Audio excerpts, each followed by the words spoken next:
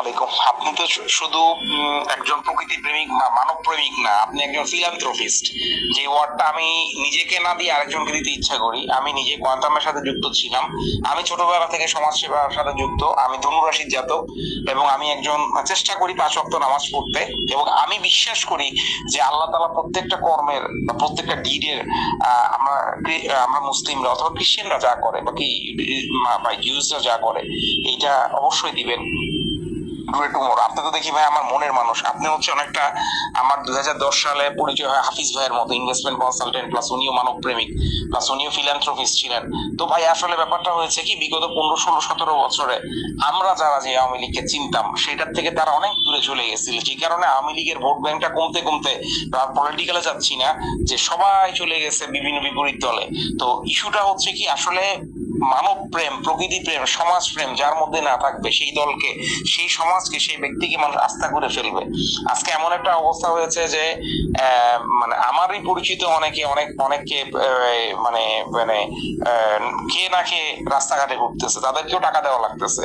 আবার আমার বড় ভাই যিনি লন্ডনে থাকেন, তিনি জাস্ট 5 লাখ টাকা পাঠাইছেন বৈষম্য আর ইয়েদের ছাত্র দলের ছেলেপেলেদের পানি টানি চা নাস্তা খাওয়ার জন্য।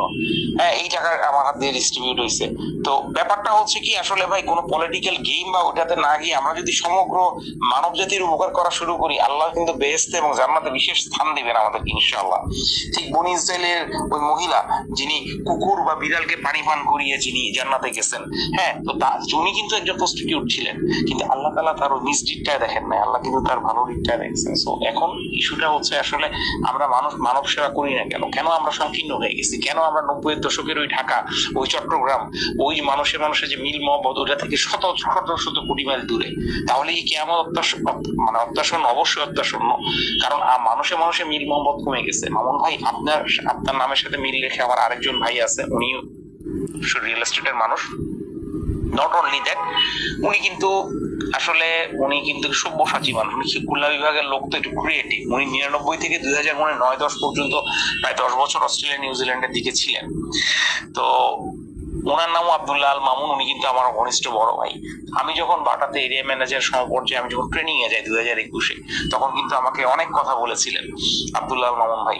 তো ওনার সাথে কিছুদিন আগেও কথা হইলো। তো বেসিক্যালি আমার সম্বন্ধে যেটা বলতে চাই, আমি কক্সবাজারে সামান্য কিছু জমি কিনেছি কয়েকজন মিলে, এবং আমার লাইফটা আসলে অনেক স্ট্রাগলের উপর দিয়ে কেটেছে।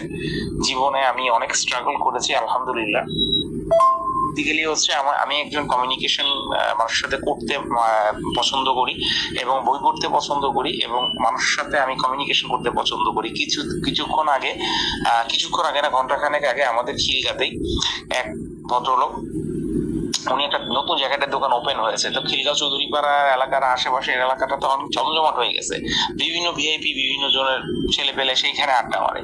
তো বেসিক্যালি ইস্যুটা হচ্ছে এইখানের মধ্যে মানে মানে মানে আমার তো একটু কিছু আত্মীয় স্বজন রিলেটিভস আর্মি টার্মিতেও আছে। সো আর্মির ছেলে পেলে, ডিওএইচএস ছেলে পেলেরাও খিলগাঁও পছন্দ করে।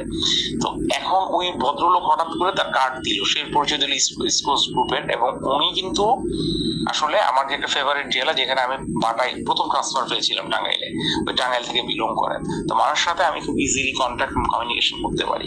তো আমি মানুষকে ভালোবাসি, আমি আল্লাহকে ভালোবাসি। তো এতটুকুই ভাই। আপনার সাথে আপাতত একটা আমি ইউটিউব দেখলাম, অনেক ভালো লাগলো। যাক, আল্লাহ আপনাকে ভালো রাখুক ভাই, অনেক ভালো লাগলো আপনার সাথে। ইনশাআল্লাহ ডিটেলস কথা হবে ইনশাআল্লাহ। রিলেশনশিপটাই বড়, ইনভেস্টমেন্ট বা বিজনেস অপরচুনিটি অত বড় কিছু না, এটা হয়ে যায় এক সময়। ঠিক আছে। আর আমি একটা কোম্পানিতে চাকরি করি পাশাপাশি, এই আর কি। এটা আমার আলাদা একটা নাম্বার, জাস্ট হোয়াটসঅ্যাপ আমার সাথে কথাবার্তা বলি। তো ঠিক আছে, থ্যাংক ইউ ভেরি মাচ। আসসালামু আলাইকুম।